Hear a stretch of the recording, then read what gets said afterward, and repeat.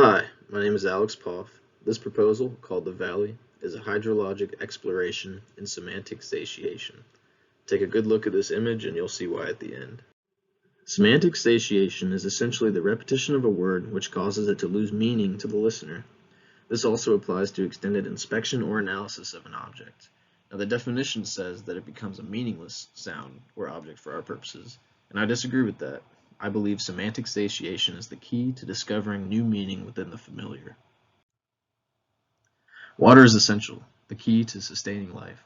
Yet in our everyday lives, it is severely underappreciated, treated as a nuisance, relegated to the gutters. What if we celebrated it instead?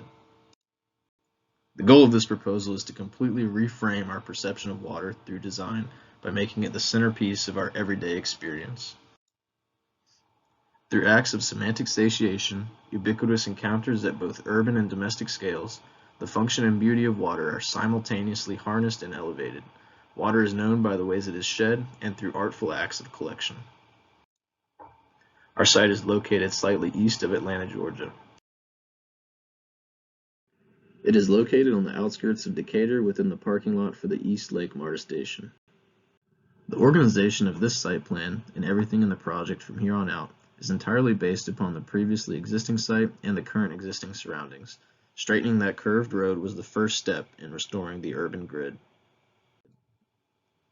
This is College Avenue and runs parallel to the MARTA track. The road placements were formed by extending the existing roads and alleys within the southern residential space up into the site. This directly connects both the site proper and the surrounding area to the MARTA station. Pedestrian alleys were added in between because the housing will be denser within the site than the surrounding neighborhood. A natural dip in the topography initiates a canal or valley to collect water for the public space. The newly straightened Park Place becomes the southern border of all the interventions. Altogether, you can see how the entire proposal conforms to its surrounds, restores the grid, and becomes its own unique logic in the process.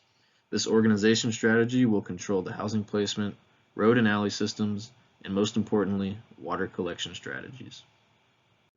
On the topic of water, these two precedents have inspired the design strategies in this proposal. This is the Princess Diana Memorial Fountain.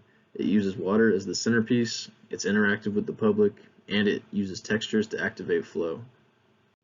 This is the Chongai Canal Restoration Project. It also uses water as the centerpiece, it's interactive with the public, and it restores the city to its previous river conditions.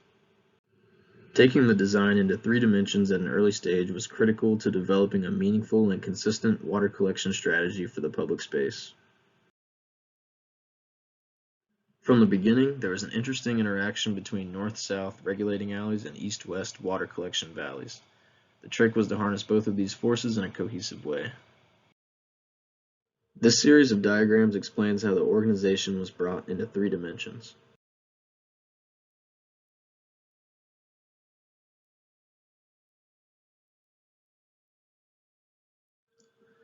Here you can see it all together.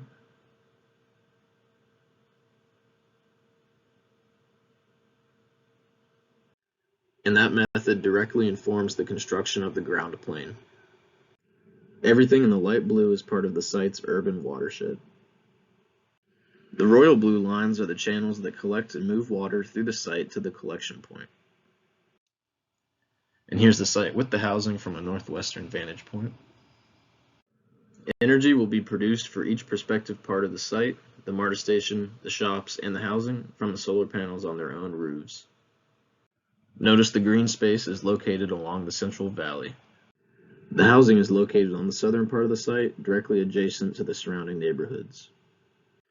The housing with attached shops are placed closer to the public space and to the MARTA station. These are the main shops located along the roadway, College Avenue, and closest to the MARTA station. This is the performance space with a stage and slope seating extending over College Avenue. This could be used for things like concerts or sports events. On a terrace above the MARTA station, there will be courts for basketball or tennis. Below the final water collection point will be a cistern, and this water will be showcased with a series of fountains and a splash pad.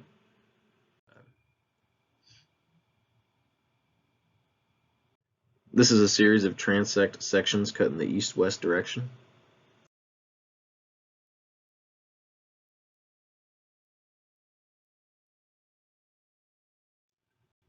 And you can see it all together here.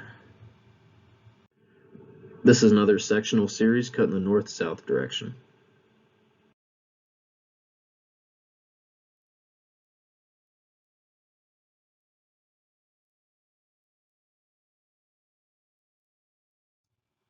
You can see this animation. Cool. Here's a view of the main green space overlooking the housing units. This view shows the stage, the seating, the access point for MARTA, and the terrace atop the train station. The water is activated by spilling off the edges of this terrace in an artful way similar to that of the housing units. Here's an eye-level view on College Avenue showing the covered bus stop and the shop fronts. This is the water showcase area, looking at the housing patterning. This view is looking down one of the alleys, which is where all the units have their main entrance, separate from the attached shops on the opposite end. Notice the channel for the water down the center of this alley. This shows the corner of a street and the pedestrian canal space. The urban space is all activated by the water when it rains. As we move into the individual unit design, notice the alignment of the shop fronts along the public realm, all attached to their respective private units.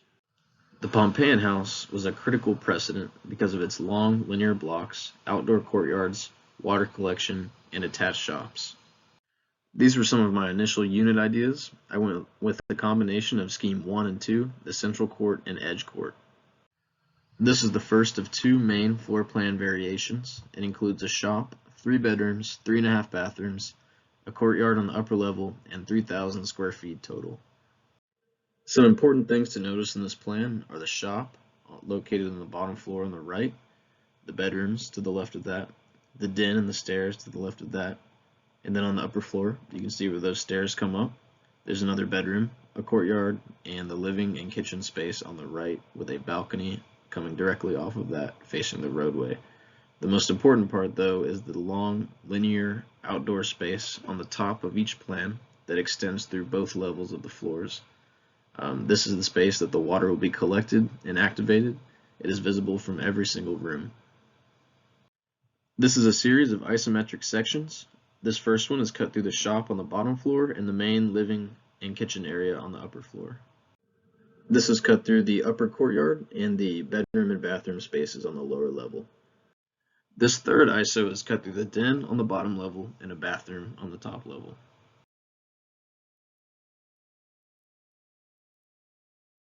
This section is looking directly toward the linear water collection space.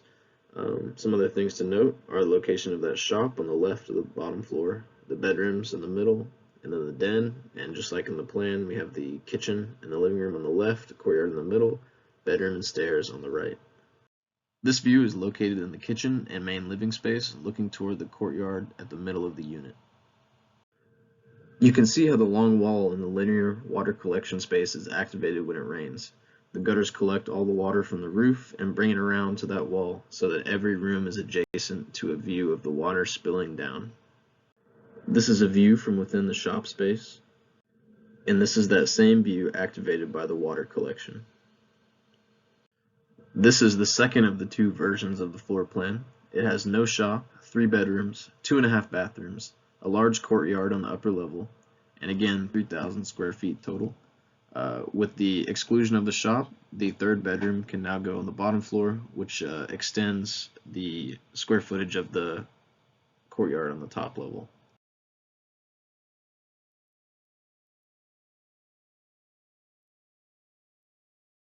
This is another isometric series. This first is cut through the kitchen, living room, and a bedroom on the bottom floor.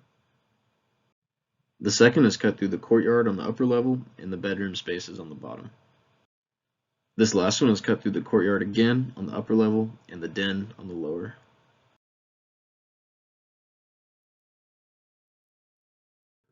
This longitudinal section is cut in the opposite direction as the previous. This showcases how every room of the house has a direct view of that water collection area. This is a view of the den and of the staircase on the lower level directly inside the main entrance off of the alley. And this is the same view activated by the water along the linear outdoor space. This is a view of the main bedroom and bathroom. And here's the same view again. The stepping of the site in different areas required variations be made to the floor plans to make up for this elevation change. This variation has a lower bedroom space and a higher den space.